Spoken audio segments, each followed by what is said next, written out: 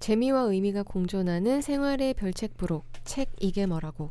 안녕하세요. 남들이 궁금한 게 뭔지 궁금한 요조입니다. 안녕하세요. 책 이게 뭐라고? 남들이 안 궁금한 게 궁금한 소설가 장강명입니다. 요조의 시시때때로 2부 시작하겠습니다. 오늘 소개할 시는요. 오규원 시인의 가끔은 주목받는 생이고 싶다라는 시집 가운데에서 시인 구보 씨의 1일 12번 포구에서라는 부제가 붙어있는 시를 읽어보겠습니다. 새가 날지 않고 땅 위로 걷는 아침이다. 기름값을 못 해낸 배가 어부들을 보내고 혼자 주저앉아 견디고 있다. 집을 떠나 여기에서 서성거리는 나보다 물이 빠진 포구에 묶인 배들의 다리가 더 저리고 배와 내가 함께 감추고 싶은 것을 서로 모른 척 할 때마다 흔한 돌부리가 유난히 선명해지는 아침이다. 물이 빠진 포구에는 뻘이 묻은 하늘이 내 어깨를 잡고 우리에게 내려진 저주와 내 육신이 소금기에 함께 녹이 스는 아침이다. 일찍 발이 더러워진 새들은 이제 뻘밭에서 허리가 자유롭고 아직도 나는 어망 곁에 버려진 잡어의 하루를 자박자박 건너간다. 날지 않고 걸어서 건너간다. 저 시 듣는데 이렇게 그냥 드는 생각이 김정훈 교수님, 김정훈 박사님 계신다는 섬이랑 그 항구 생각나네요. 김정훈 작가님도 잡어를 그렇게 잡아가지고 잡어튀김으로 맞아, 그렇게 하시는데. 끼니를 해결하신다고 네. 하셨었죠. 네, 이게 저희가 지금 이제 델리아 우언스의 가제가 노래하는 곳이라는 책에 대해서 얘기를 나누고 있는데 네. 우리가 이 책을 읽고 얘기 나누면서 또 굉장히 많이 얘기 나눴던 게 습지가 무엇일까? 네. 라는 이야기를 참 많이 나눴죠. 네. 그래서 습지가 뭔가요? 한국에도 습지가 있나요? 늪이 습지인가요? 뭐 이런 어떤 이런저런 질문을 서로에게 막 던졌었잖아요. 네. 근데 사실 저도 정확하게 습지가 무엇인지 각인되어 있는 이미지가 없고 그러니까 이제 책을 읽으면서 그냥 막연하게 상상을 하면서 이제 읽었는데 그런 상상을 하면서 읽다가 들어온 시예요, 이것도. 왠지 좀 비슷해요. 네. 뭐 포구, 뭐 쓸쓸한 포구랑 습지랑 그냥, 비슷하지 뻘도 않아요? 있을 것 같고 그냥 이 근처에 새들이나 사람이나 다 어느 정도 좀 지저분하게 뻘이 좀 묻어서 네. 좀 그럴 것 같고 그냥 그런 이미지, 강렬한 이미지를 가지고 이제 이 시를 읽었고 그래서 오늘도 이 시를 준비를 해봤거든요. 네. 그래서 한번 이제 오늘의 이제 초대 손님을 모시고 네. 이제 습지의 이미지에 대해서 좀 더 네. 구체적인 어떤 이미지를 좀 도움을 좀 받았으면 좋겠다는 생각이 듭니다. 매우 저도 네. 궁금합니다. 네. 어제에 이어서 델리아 우언스의 가제가 노래하는 곳을 번역해주신 김선영 번역가님 다시 한번 모시겠습니다. 안녕하세요. 안녕하세요. 네. 선생님, 저희가 두 번째로 궁금해했던 건 뭔지 혹시 짐작이 되실까요? 아니요. 습지가 뭐지 하는 거랑 두 번째로 궁금했던 거는 거기 나오는 음식들 이거 뭐지? 맛있나? 그리치? 이거 맛있나? 그리치 뭐지? 소다 크래커 뭐지?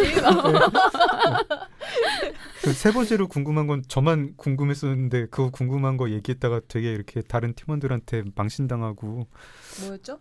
가재가 노래하나? 뭐 이런 거 가재 소리 나나요? 뭐 이런 거 있다가 뭐 그런 거를 저도 궁금하네요. 궁금해하냐고. 예. 그거는. 예. 첫 번째, 두 번째, 세 번째 혹시 다 질문 네. 답을 아시면 저는 습지를- 습지는 네. 저도 이 책에서 이제 그 존재감을 확실히 느꼈는데 제가 네. 나중에 생각해 보니까 그게 습지였구나 이런 생각이 드는 음. 풍경에 가본 적은 있는 것 같아요. 오, 네. 네. 그러니까 사실은 우리나라에도 습지가 있어요. 그러니까 예를 들어서 습지라는 게 저도 이 책 하면서 알게 됐지만 네. 묻과 바다를 연결하는 중간지대의 생태계를 그러니까 약간 해수와 그다음에 민물이 섞이는 지대가 굉장히 넓게 펼쳐져 있을 때 거기에 굉장히 다양한 방식으로 생태계가 형성이 된다고 하는데 네. 개펄을 보존해야 된다 이런 얘기 되게 많이 네. 나왔었잖아요. 네. 그럴 때 개펄이 이제 습지 생태계의 일환이고 아. 거기에 엄청나게 많은 생물들이 산대요. 그렇죠. 네. 우리나라 같은 경우에는 이제 제일 유명한 게 순천만 네네. 지대 지형이고 네.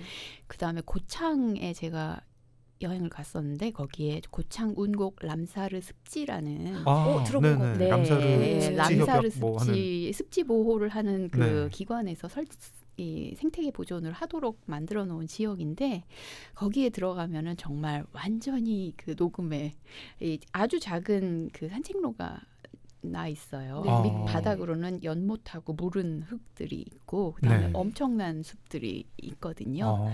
그래서 우리나라에서도 습지가 분명히 있고요. 네네. 그다음에 신창해안가도 습지예요. 제주도에 풍차 있는 그 신창해안가도 오, 습지 있구나. 생태계라서 몰랐어요. 네, 거기도 가봐야지. 굉장히 특이한 이끼하고 뭐 엄청난 생태계가 만들어져 있어서 근데 여기의 습지는 이제 미국 남부의 습지잖아요.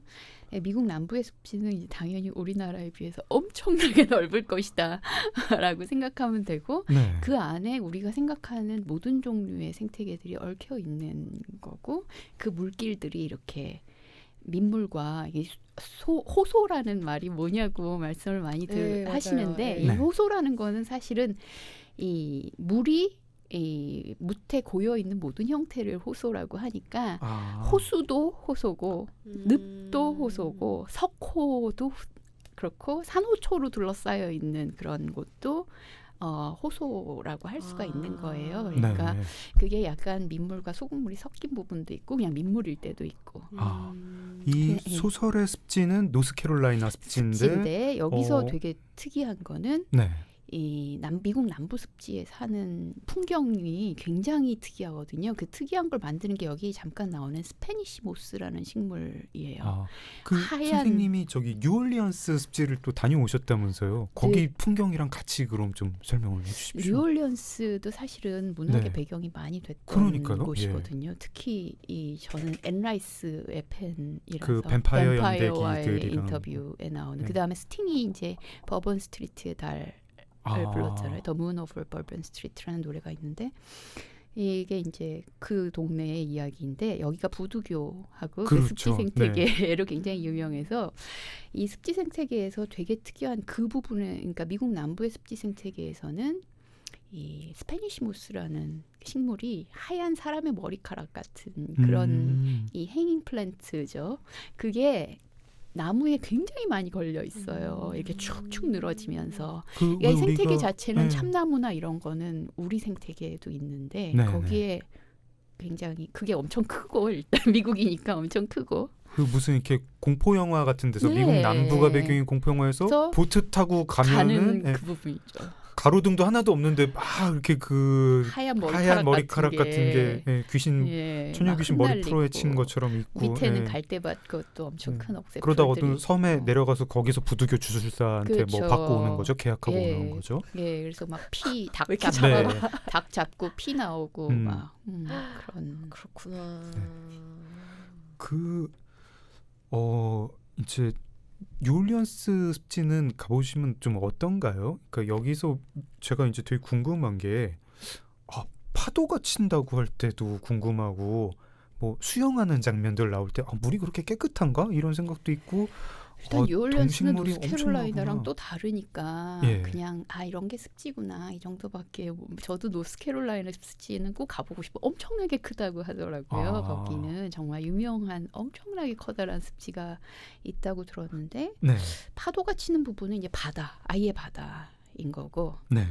그 다음에 여기서 그 사이에 물길이 있는 것들은 이제 굉장히 넓은 데에 퍼져가지고 그 민물하고 강하고 합쳐지면서 지류 같은 게 계속 있는 거고 그게 이제 호소들하고 이 냇물들이나 이런 것들하고 강물의 지류하고 연결이 돼서 보트를 타고 다니는 물길이 생기는 거죠. 그러니까 아하. 여기서 습지라고 하지만 그 습지도 사실은 나무가 우거진 그렇겠네. 습지가 있고 그 다음에 바다 같은 정말 데가 있고. 바다같이 순천만처럼 이렇게 음. 쫙 펼쳐진 습지가 있고 음. 진짜 바다가 또 있고 그렇군요. 네. 그러니까 이한류가 치는 부분은 네네. 진짜 바다인 거죠. 음. 거기는. 예. 그럼 그쪽으로 가면 모래톱들이 생기는 음. 이 임시 해변들이 또 있잖아요. 네. 그러니까 여기서 말하는 습지라는 거는 정말 광대한 생태계를 아우르는 것 같아요. 그렇군요. 그렇구나. 이게 또 습지 정말 그 습지 자체의 그 어떤 스케일이나 사이즈도 그렇지만 이 소설의 주인공인 카야에게 있어서 습지라는 그 존재가 네. 정말 그 거의 모든 인간관계를 대신해주고 있잖아요. 네. 그래서 뭐 정말 그 온 가족이 다 그 카야를 놔두고 네. 떠난 상황에서 이제 홍합을 캐고 네. 생선을 절여가지고 이제 먹고 살 수 있게 정말 엄마의 역할도 해주고 음.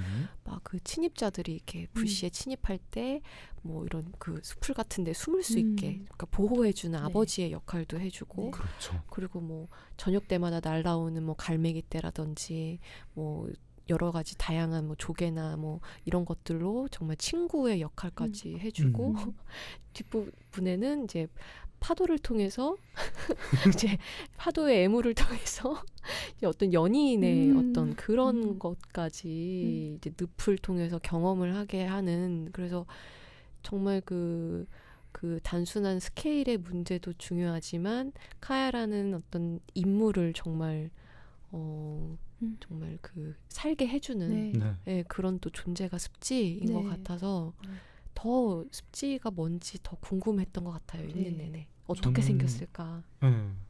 저는 그 유주님이 그 분석을 하시니까 되게 막 끄덕끄덕하게 되는데 저는 또 반대로 습지랑 카야의 공통점 막 이런 것도 생각하게 되더라고요. 그러니까 잘은 모르지만 습지라는 데가 우리가 막 숲, 호수 이거하고 떠올리는 이미지가 좀 다르잖아요. 네. 약간 좀 음습하고 예, 좀 네. 거의 깨끗하지 않은 네. 곳 뭐 이런 생각 더럽다 생각하고 뭐 숲의 이미지하고 비교해 보면 거기 좀 황폐할 것 같다. 뭐 이렇게 생명이 풍요롭지 않을 것 같다라고 생각을 하는데 들어가 보면 굉장히 아름답고 네. 어떤 충만한 생명으로 가득한 이런 곳이다. 카야도 그런 거고 뭐 이런 생각하면서 정말 소설에 무슨 테이트 체이스 합한 것보다 존재감이 습지가 훨씬 크죠. 그래서 진짜 나중에 기회 되면은 한번 가보고 싶어요. 가면 예, 습지. 풍경이 사실 살짝 일별한 거에 불과함에도 불구하고 약간 사람 홀리는 데가 있는 풍경인 것 같아요. 제가 좋아하는 곳은 뉴올리언스의 이제 시티파크라는 곳인데 네. 거기가 미국에서 가장 아름다운 공원에 항상 뽑히는 공원이에요. 네. 근데 뉴올리언스 사실 굉장히 시끌벅적한 도시인데 네. 시티파크는 습지의 그 스페니시모스하고 막 그 음. 굉장히 특이한 풍경이 있어요. 근데 약간 이 세상 같지 않은 좀 다른 별 같은 느낌이 드는 이 생태계라서 정말 이렇게 스쳐가면서 일별한 거에 불과하지만 그 광대한 생태계를 네. 그럼에도 불구하고 번역할 때 그 상상 냄새랑 바다 이 흙이 무른 흙이 밟히는 발자국을 찍으면 거기에 물이 배어 나와요 바닥에서 땅에. 그리고 이제 어마어마하게 큰 나무들이 자라는데 거기에 이제 쭉쭉 늘어지는 스페니시 모스가 바람에 흔들리는 거죠. 근데 보면은 굉장히 정말 이 세상 같지 않은 풍경이 있는데 그게 약간 카야의 아름다움하고 사실은 아무도 그 여자를 끝까지 알지 못하잖아요. 네. 그렇죠. 네. 네, 심지어 아무도 독자들도 네. 끝까지 이제 알았다라고 생각하는 하지만 순간조차 사실은 네. 사실은 모르는 네. 거고 네, 그러니까는 그게 굉장히 중요한 부분 같아요. 그게 우리가 절대 알지 못하지만 어떻게 보면 약간 먼 데서 경이로운 시선으로 바라보고. 근데 실제로 이 그 델리아 오원스도 이제 동료 연구자였던 남편하고 같이 정말 7년 동안 사람을 못 만나고 네. 정말 자연 속에서 살았던 경험이 또 있다고 하잖아요. 네. 그리고 이 카야도 정말 거의 진짜 인간하고는 이제 거의 접촉하지 않으면서 살고, 그래서 이런 질문을 되게 하게 되더라고요. 나라면 이런 그렇죠. 환경에서 내가 살 수 있을까라는 생각을 좀 해보게 되는데, 선생님은 어떠세요? 저는 며칠 만에 굶어 죽었을 것 같고요.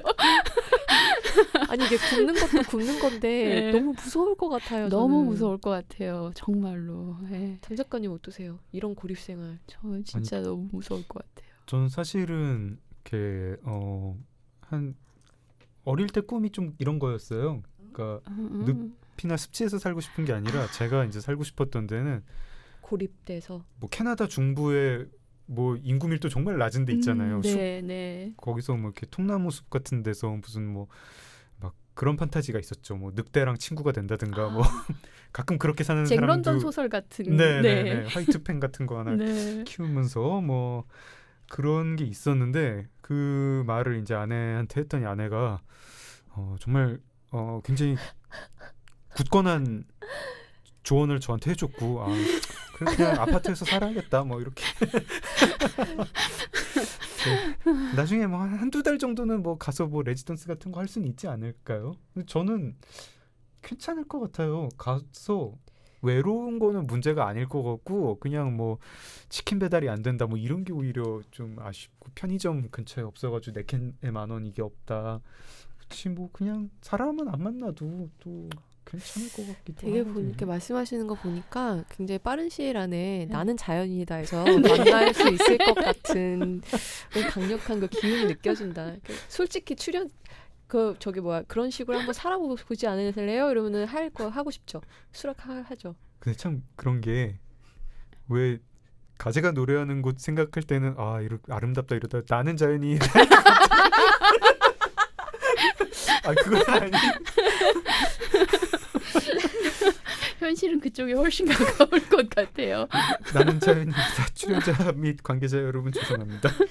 자, 이제 스토리를 한번 쫓아가 볼게요. 그렇게 이제 카야가 무적자가 됐죠. 부모님이 하나 둘 떠나고 뭐 오빠 언니도 다 떠나고 무적자가 됐고, 이제 찾아오는 공무원이 있지만 무섭기도 하고, 학교를 갔지만 놀림이 드니까 너무 상처가 돼가지고 오는데, 여기서 이제 그 카야가 상처를 받고 오는 거나 뒤에 이제 테이트 체이스한테 각각 한 번씩 상처를 받는 거의 묘사가 저는 정말 알 것 같더라고요. 사람이 상처라는 거를 어떻게 받는 것인가 하면은, 다가오는 사람은 굉장히 우호적으로 친절하게, 그리고 카야도 사실 학교에 가는 게 현명한 선택이잖아요. 네. 그리고 테이트하고 체이스하고 옆에서 볼 때 뭐 누구 선택해야 되는지 뭐 무슨 뭐 검토할 여지도 없죠. 현명하게 선택하면. 근데 사랑했던 사람이 주는 상처는 정말 큰 것입니다. 뭐 유저님 좀 자기 얘기인 것처럼 너무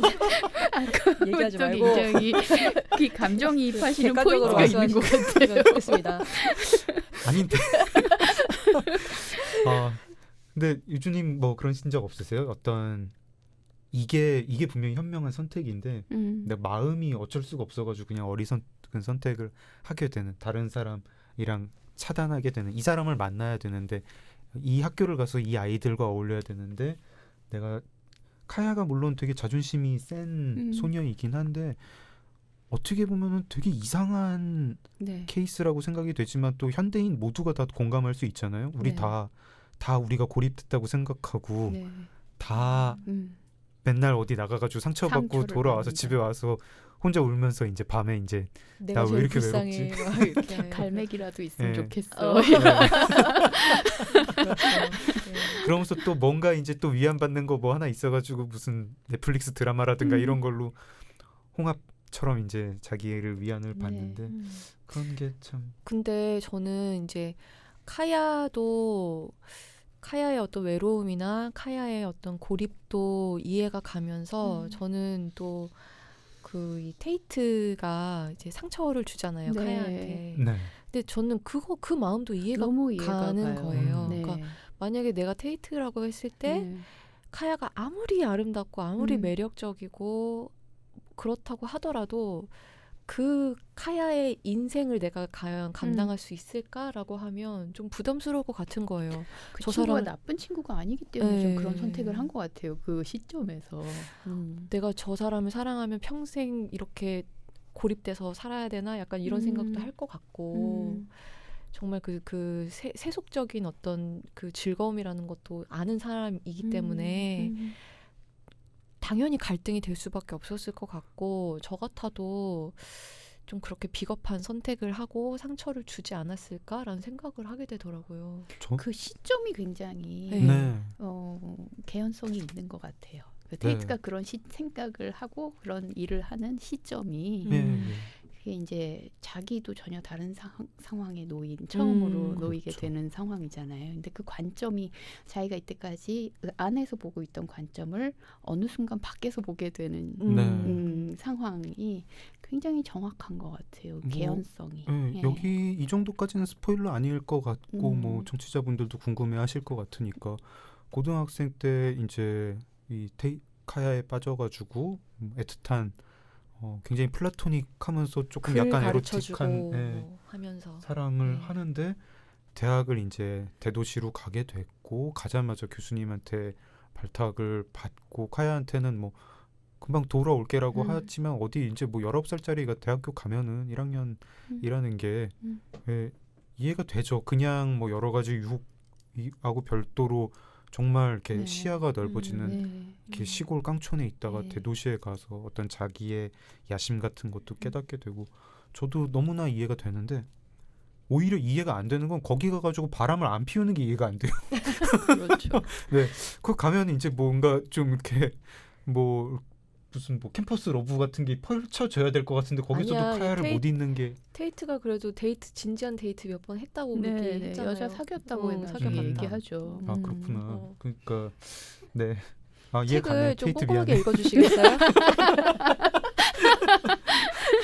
아니, 그러니까 카야를 안 까먹었다는 게 네, 음. 이해가 안 될까? 아. 네. 자기가 까먹을 수 없다는 걸 뒤늦게 깨달은 거죠. 여기서도. 그러니까 까먹은 줄 알았고 까먹고 싶었고 까먹으려 했었는데 네. 까먹지 못했다는 게 중요한 포인트겠죠. 네. 판타지기도 하고. 네. 그에 비하면 테이트에 비하면 정말 체이스는 꽤 이해가 가는. 굉장히 이해가 네. 가죠. 아이고 뭐 흔하게 보는. 그냥 보통 남자가 얼굴이 잘생겨 태어나면은 체격 좋게 태어나면 이렇게 될 확률이 높고 체이스는 이제 테이트가 떠난 다음에 카야한테 찝적대는 동네 쿼터백인데 뭐 그렇다고 나쁜 인물은 아니고 뭐 어느 정도 선량하고 어느 정도 불량하고 뭐 동네 바람둥이이고 저는 그 나쁘다를 잘 모르겠어요. 나쁠 수 있는 것 같아요. 굉장히. 체이스가 한 행동들이. 그렇죠. 네. 네, 그리고 궁극적으로 나쁜 사람은 아니다라고 말할 수 있을까? 라는 부분은 생각할 수 있을 것 같아요. 이쯤에서 되게 전형적인 양아치가 나와도 될 것 같은데 네, 그건 아주 그냥 100% 전형적인 양아치는 아니고 그래도 뭐 카야한테 진심은 있었나 보다 하고 있고 처음에 상당히 젠틀하게 신사적으로 나오기도 하고 뭐 근데 뭐 이렇게 양아치 근성이 없는 놈이냐면은 뭐 분명히 있는 놈이고 뭐 그냥 그 정도. 네. 체이스 마음이 어땠는지를 보여주는 몇 가지 단서들이 있는데 그게 좀 끝까지 애매모호한 게 이 책의 매력이기도 하죠. 네, 그런 단서들이 그러니까 이게 감정이 딱 정리가 되면은 이 사람 이런 사람, 이 사람 이런 사람. 근데 사실 실제로 그렇지 않고 그래서 이게 되게 클리셰구나 이렇게 생각하려다가도 멈칫하게 되는 부분들이 있는 게 그게 이 책의 매력인 것 같아요. 아까도 말했지만 우리가 각 캐릭터들에서 드러나기도 하고. 이 로맨스 파트가 굉장히 제가 일부에서 말씀드렸던 것처럼 작가의 그 변태적 서술 솜씨가 돋보이기 때문에 뭐 저 옛날에 혹시 최수종 이승연 그 나오던 아, 첫사랑이라는 드라마 혹시 아시나요? 아니요, 저는 기억이 안 나는데. 저는 그 생각이 좀 많이 났어요. 거기 정말 말도 안 되는 우연으로 막 이렇게 엮이고 막 꼭 테이트가 몇 년에 한번 그 집을 찾아왔는데 하필 또 거기서 뭐 체이스가 그 앞에서 뭐 그 키스를 하고 드라마가 있고 배용준도 나오는 배용준, 그쵸, 예. 드라마죠. 네. 나중에 이승현 씨가 내가 이 캐릭터가 이해가 안 간다고.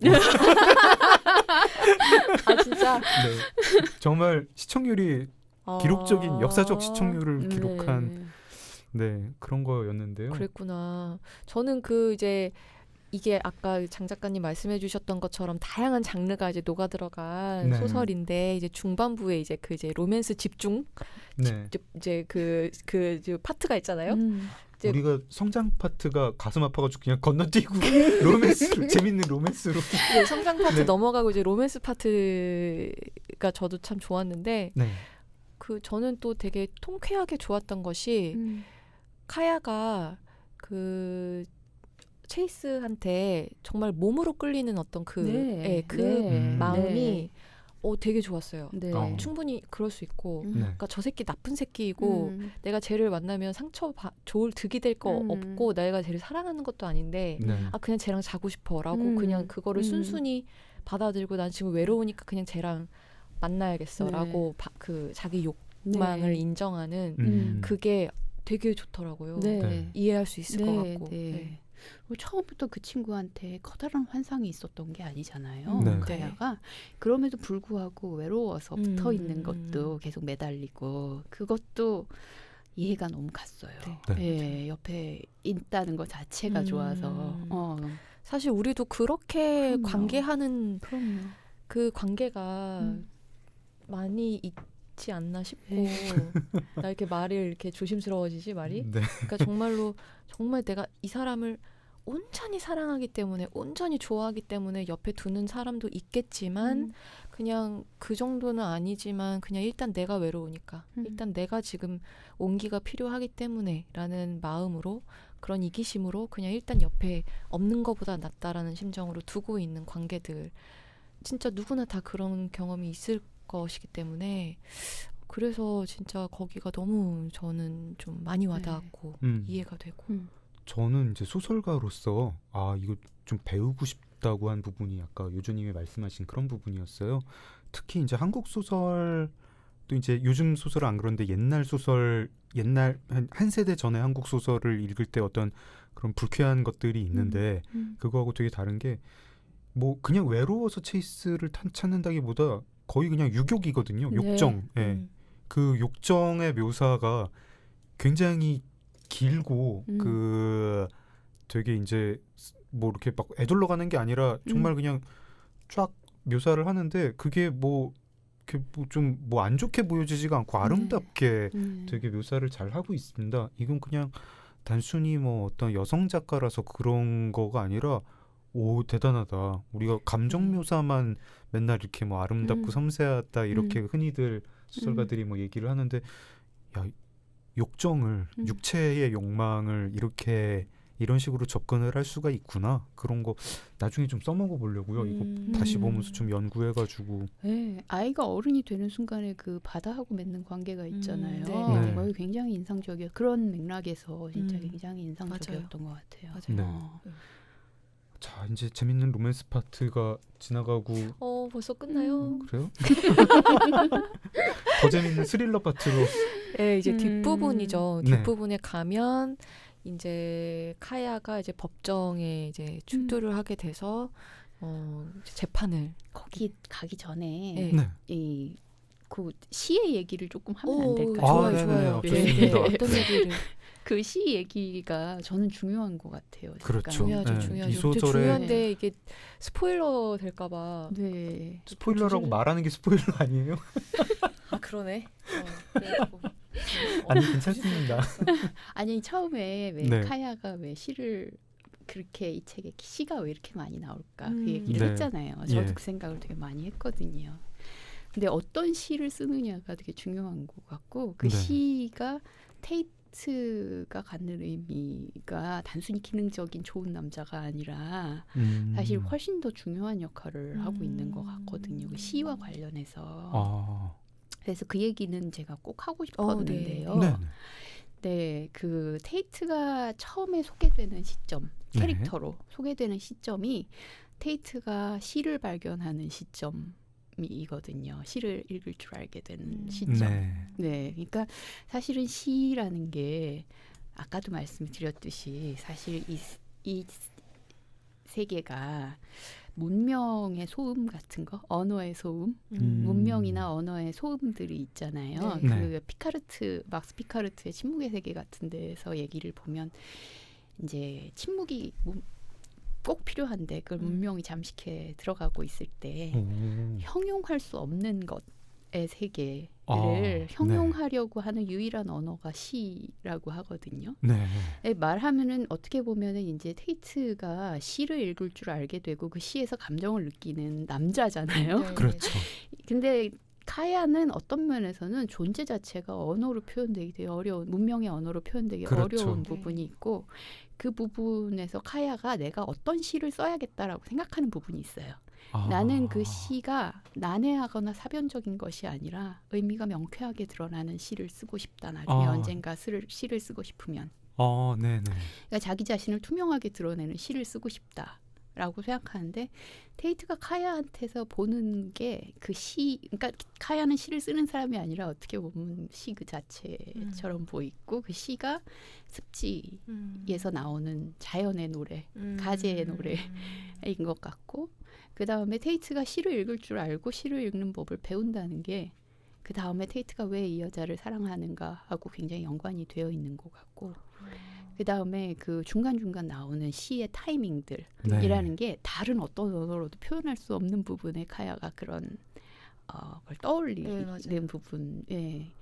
뭐라고 내가 표현할 수 없는 말들, 그 말로밖에 할 수 없는 말들이 나오는 네. 게 시인 것 같거든요. 테이트가 저는 굉장히 중요한 역할을 하는 것 같은 게 사실 6살짜리 아이가 고립돼서 살기 시작하면 이제 제일 중요한 게 야만적인 존재가 된다는 그렇죠. 가능성이 있는 거죠. 6살, 왜냐하면 언어가 없으면 사유가 없으니까 네. 언어가 들어오지 못하면 사유가 자라지를 못하면 어휘가 늘어나지 않으면 사유가 늘어나지 않고 보는 것에 이름을 붙일 수 없으면 사실은 세계를 파악할 수가 없는 건데 그 도구를 테이트가 가져다 주는 거잖아요. 아, 저는 그래서 테이트가 어른을 만들어주는 것 같아요. 이 여자 아기에 있지 않고 세상하고 어쨌든 세상을 자기 걸로 만들어줄 수 있는 툴을 주는 사람인 이게, 거죠. 지금 이제 선생님 말씀 들으면서 제가 드는 생각은 막 몇 가지가 스치는데 제일 처음 드는 생각은 책을 깊이 읽는다는 게 어떤 거구나 그런 거를 느끼게 돼요. 이제 스토리를 아는 책이고 읽었다고 생각했는데도 그 말씀을 해주시면서 머릿속으로 계속 이러면서 그렇구나 테이트 시 네. 여기 카야의 의미 뭐 이런 네. 생각을 하면서 이렇게 독서 토론하면서 뭐 깊이 읽는다는 그 느낌이 지금 되게 좋은데 이걸 뭐 참 좋은데 뭐라 말로 할 수가 없네 독자분들께. 청취자분들이 아마 가제가 노래하는 곳을 읽고 나서 지금 이 방송 이 부분을 다시 들으시면 또 저랑 비슷하게 또 가슴이 설레는 기분이 있을 것 같고 그때는 아마 이게 성장물 로맨스 스릴러일 뿐 아니라 이게 혹시 문학 그 자체에 네. 대한 책이구나. 문학이 네. 무슨 역할을 하며 세계랑 네. 사실은 언어로 포착할 수 없는 네. 세계 그 자체라는 거랑 문학은 어떤 식으로 관계를 맺고 서로 배신하거나 돕거나 이러는구나 그런 느낌이 있을 것 같습니다. 마지막으로 한마디 더 하면 네. 테이트가 가르쳐 주는 게 인간의 사랑이 동물의 사랑과 어떻게 다른 것인가. 그게 거기에 되게 중요한 게 시인 것 같아요. 저는 네. 나중에 그러잖아요. 그러니까 거기서 나오는 굉장히 중요한 게 인간의 사랑과 동물의 짝짓기의 네네네. 차이에 대해서 나오고 실제로 그게 굉장히 중요한 플롯의 연결고리인데 저는 테이트가 시를 읽는 소년으로 처음에 설정이 되어 있는 거야. 첫 캐릭터의 등장이 이제 처음에 카야를 만나는 날 시를 알게 되고 시에서 여동생 생각을 하고 네. 감정을 느끼는 장면 이 나오는데 그 시가 마지막에 다시 나오잖아요. 네. 똑같은 시가. 그 설명을 들으니까 약간 이 소설 좀 징그러운 느낌이 듭니다. 또 엄청 정교하네요. 그게 생각보다요. 예, 네. 저도 빨리 읽어가지고 잘 몰랐는데 네. 야, 되게 꼼꼼히 설계를 한 그런 소설이구나. 왜 그런 점에서 되게 힐링을 주는 것 같아요. 많은 그 독자분들이 평을 보면 치유된 느낌, 어떤 힐링, 어딘가 갔다 온 느낌, 네. 좋은 데 갔다 온 느낌 그런 얘기를 하시는데 그게 이제 그런 점에서 힐링이 되는 것 같아요. 그러니까 네. 약간 굉장히 이 황량한 얘기일 것 같은데 동화처럼 따스하고 예, 그런가 하면은 이 날카로운 가시가 또 있잖아요. 그런데 제일 중요한 건 그 플로우 같은 게 있어서 그 네. 모든 것에 굉장히 자연스러운 리듬 같은 네. 흐름. 네. 뇌가 제일 좋아하는 게 플로우라고 한 가지에 몰입하는 거라고 네. 하거든요. 예, 그게 굉장한 스트레스의 치유 효과가 있대요. 근데 그 플로우를 굉장히 완급을 조절하면서 그게 이제 치아이 책의 믹센트 강점이죠. 치아이의 그 플로우 네. 그 이 시 자체는 이제 영시 전공자인 선생님 보시기에 어떻습니까? 그러니까 저희 왜 뭐 제가 이제 뭐 한국 시를 읽을 때에도 잘 몰라도 이게 되게 이제 클래시컬한 시다, 정형적인 시다, 내지는 엄청 자유분방한 시다, 뭐 이런 느낌 정도는 네, 있잖아요. 네. 이건 되게 시조스럽다, 뭐 이런 게 있을 텐데 이 가제가 노래하는 곳에 나오는 시들은 좀 어떤 느낌의 여기서 영시입니까? 시인이 아만다 해밀턴이라는 이름으로 나오는 네. 시인이 굉장히 많이 등장하고 네, 그 외에 유명한 시인은 에밀리 디킨슨이 나와요. 네, 근데 에밀리 디킨슨은 사실은 영시의 이 형식적인 전통에서 완전히 벗어나 있는 시인이에요. 그러니까 정말 흘러나오는 대로 시를 쓴 것 같은, 물론 실제로 창작 과정이 그렇게 쉬운 건 아니었겠지만 정말 마음이라는 게 그대로 말하는 것 같은. 그래서 막 대쉬도 이렇게 길게 쓰고 에밀리 디킨슨 특유의 그 굉장히 단순한 단어들을 가지고 읽기는 쉬운데 네, 읽기는 해석은 쉬운데 굉장히 풍부한 뭐 그런 네, 느낌인 근데 건가요? 단어가 굉장히 심플하고 형식에 구애받지 않고 완전히 새로운 형식을 창안한 사람인데 그게 말하자면 그냥 자기가 느끼는 대로 나오는 것처럼 보이는 시인 거죠. 에밀리 디킨슨이 유일하게 이 카야가 인용하는 시고 이 AH라는 아만다 해밀턴의 이 여기에 시는? 많이 나오는 시가 디킨슨에 가까운 아마추어의 시처럼 보여요. 그렇습니까? 네. 그러니까 시를 잘 쓴 것처럼 보인다기보다는 그것도 계산한 거죠, 사실은. 그러니까 영시의 이 잘 짜여진 낭만주의라든지 뭐 소네트라든지 이런 형식적인 전통하고 전혀 상관이 없이 네.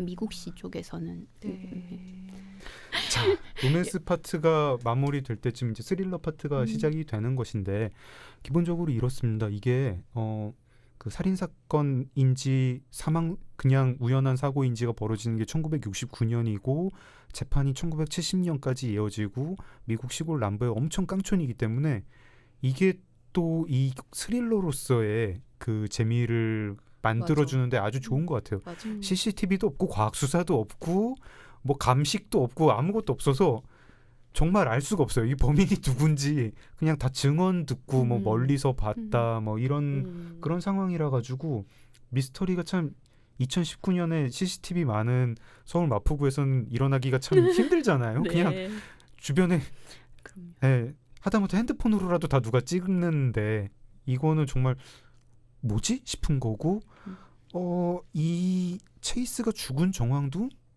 사고로 죽었을 수도 있을 것 같고 그러기엔 조금 이상한 것 같고 막로에 보통 사람들 안 가는 막로에 가지 말라고 하는 막로에서 떨어져 죽었는데 뒤통수가 깨져서 죽었단 말이죠.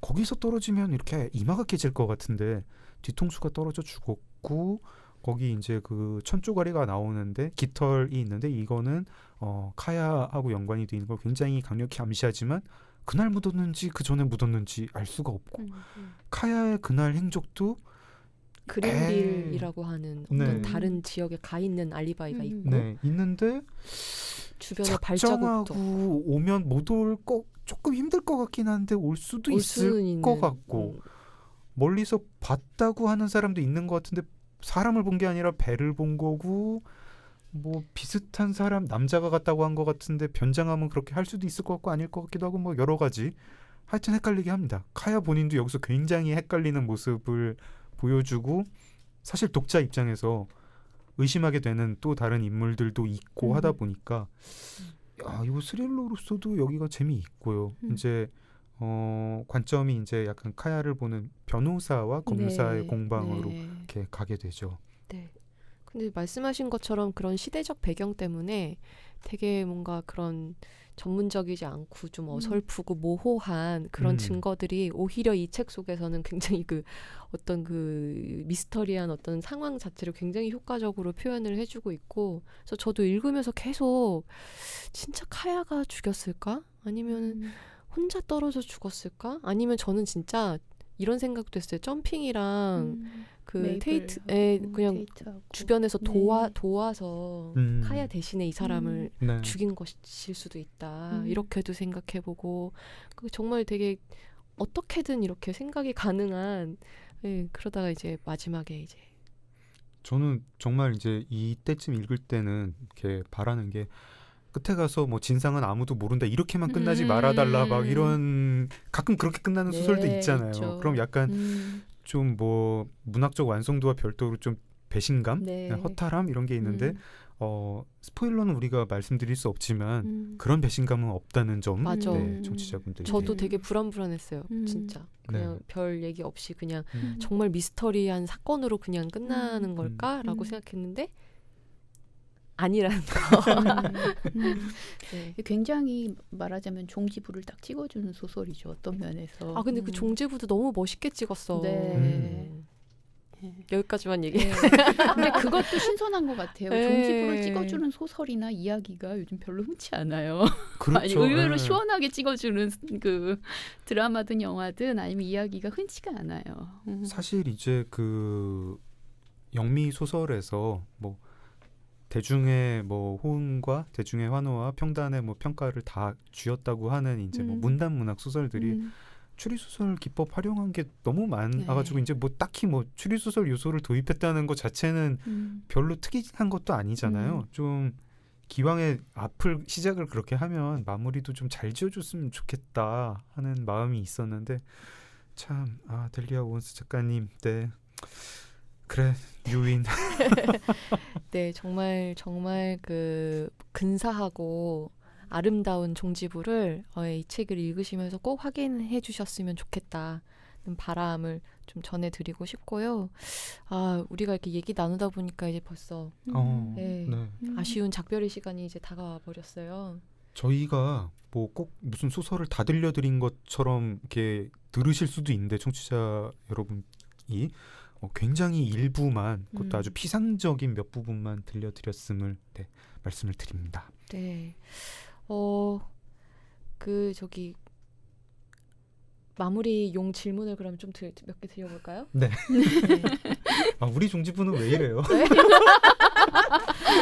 우리가 좀 좀 시적이지 이렇게, 못해서 그래. 네. 중간에 시도 한번 읽는데. 시를 더 열심히 읽어야 되겠다. 네. 점점 더 허탈해진다.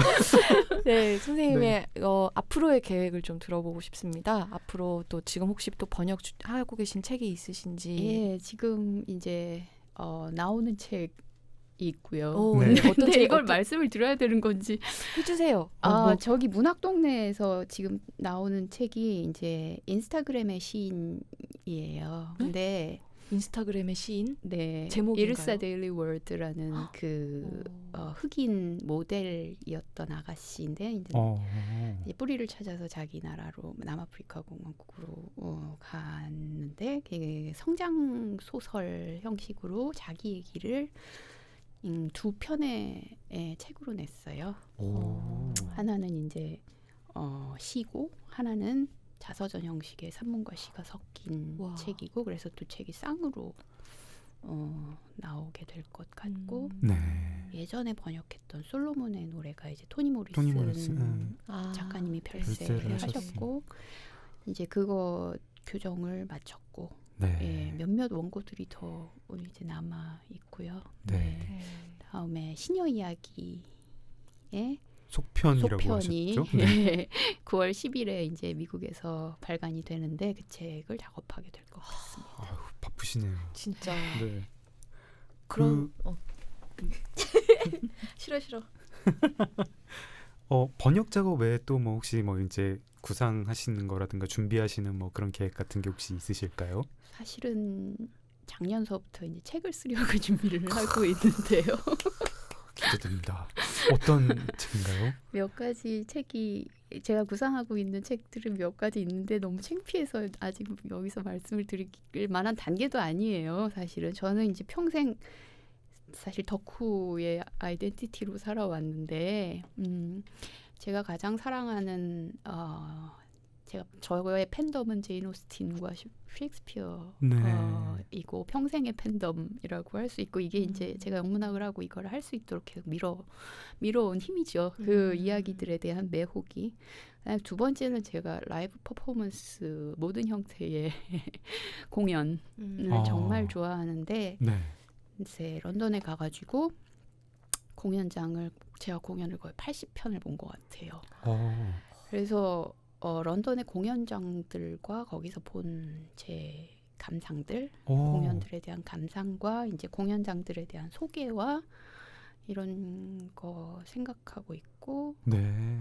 그다음에 오만과 편견을 제가 번역을 하나 하게 됐는데요. 예. 오스틴의 오만과 편견을 새로, 어느 출판사에서 네. 이제 같이 작업을 하게 됐는데 이제 평생의 팬덤이다 보니까 그 작업을 하는 저는 이때까지 번역에 대해서 이제 책을 쓰거나 뭐 글을 쓰거나 많이 말한 적은 별로 없는 왜냐하면 말씀드렸듯이 실패하는 작업일 수밖에 없기 때문에 네. 언제나 이제 한계가 보이는 작업이거든요. 근데 오만과 편견을 작업을 워낙 잘 해주신 선배님들이 계시고 새로 뭔가를 작업하는 과정에서 이제 제가 그동안에 왜 이 작품이 이렇게 좋아하는지 네. 이 장면들에서 일지 형식으로 번역하는 과정을 좀 기록을 해보려고 해요. 그건 정말 뭐랄까 굉장히 새로운 그래서 쌍으로 장르나 책을 에세이겠는데 쌍으로 책을 번역한 책과 그 번역이 탄생하는 과정에 대한 책을 같이 내고 싶어요. 그게 이제 내년까지의 제 작업 중에 하나고. 이건 이름을 붙이면 뭐라고 해야 되죠? 메타 번역 근데 에세이 이 중에 뭐 뭐를 이런- 해낼 수 있을지는 잘 모르겠어요. 전부 제 머릿속에 있는 것들이기 때문에 준비만 하고 읽기만 열심히 하고 있고 사실 제가 진짜로 쓰고 싶은 책은 따로 있는데 그거는 또 나중에 네. 그래서 진짜 과연 그걸- 쓸 수 있을지. 다 쓰셔가지고 봄, 여름, 가을, 겨울에 한 번씩 책 이게 뭐라고 오시면 되겠네요. 아 진짜 초대해 주시면 너무 고맙죠. 네. 네. 저희는 뭐 나올 때마다 책 나올 때마다 보시고 싶습니다. 감사합니다. 제가 오늘 떨려가지고 무슨 말을 했는지도 잘 모르겠는데 아니 진짜 너무 말씀 잘해주셔서 네. 진짜 시간 어떻게 가는지도 모를 만큼 두 분이 너무 편하게 대해주셔가지고 처음인데 진짜 감사드려요. 아니에요. 저희가 감사합니다. 네, 저는 아까 그 시 설명해 주실 때 진짜 나도 감동을 찌찌뽕. 받아가지고 내가 얘기할 건데 다시 해. 내가 얘기해. 저는 그 시 얘기해 주셨을 때 진짜 정말 전율이 잃었습니다. 종지부가 진짜 추해지는 것 같아요. 네. 네. 아무튼 오늘 나와주셔서 정말 좋은 얘기 많이 해주셔가지고 너무 감사드리고요. 다음에 감사합니다. 진짜 또 한번 초대 드리고 아유, 싶어요. 너무 나. 감사합니다. 초대할 수 있게 얼른 책을 일을 좀 열심히 써주셔서 분발해 주십시오. 네, 뭐라도 하나 해서. 네, 오늘 나와주셔서 너무 감사합니다. 네, 감사합니다. 고맙습니다. 네, 저희도 이제 마칠 순서입니다. 끝으로 가제가 노래하는 곳의 내용 읽어드리면서 인사드리겠습니다. 그 후로 책을 아주 많이 읽었어. 대자연에 저기 가재들이 노래하는 곳에서는 이렇게 잔인무도해 보이는 행위 덕분에 실제로 어미가 평생 키울 수 있는 새끼의 수를 늘리고 힘들 때 새끼를 버리는 유전자가 다음 세대로 전해져. 그렇게 계속 끝없이 이어지는 거야. 지금 우리한테 가혹해 보이는 일 덕분에 늪에 살던 태초의 인간이 생존할 수 있었던 거라고. 그런 짓을 하지 않았다면 우리는 지금 여기 없을 거야. 우리의 일부는 언제까지나 과거의 그 모습 그대로일 거야. 테이트의 헌신으로 카야도 결국 인간의 사랑이 습지 생물들의 엽기적인 짝짓기 경쟁보다 훌륭하다는 사실을 믿게 되었지만 삶은 또한 태고의 생존 본능이 복잡하게 꼬인 인간의 유전자 어딘가에 여전히 바람직하지 못한 형태로 남아있다는 가르침을 주었다. 카야는 조수 간만처럼 확실한 이런 자연적 과정의 일환으로 살면 그것으로 충분했다. 그녀만큼 이 지구라는 별과 그 속의 생명체들과 끈끈하게 유착되어 살아가는 사람은 찾기 힘들었다. 흙 속에 단단히 뿌리를 내리고 대지의 어머니에게서 태어나서. 팟빵 오리지널 콘텐츠 책 이게 뭐라고는 경계를 허무는 콘텐츠 리더 북21 출판사와 함께합니다. 감사합니다. 감사합니다. 정말 이게 뭐라고 정말 이게 뭐라고 정말 이게 뭐라고 고고고고 이게